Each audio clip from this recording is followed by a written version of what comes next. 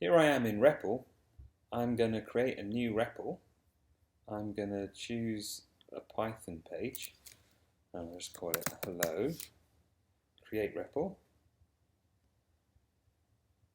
And here it is, open. It's given me some folder space here. I can write my program in here, or I can write it in the terminal. Right, okay, so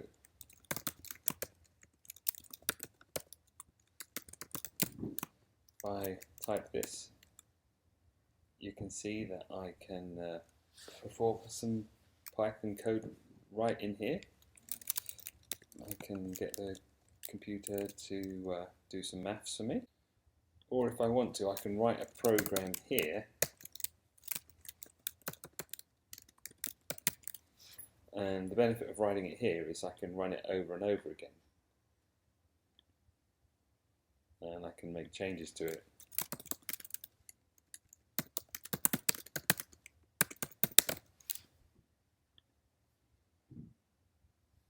So I can run it, or I can run it directly in the terminal.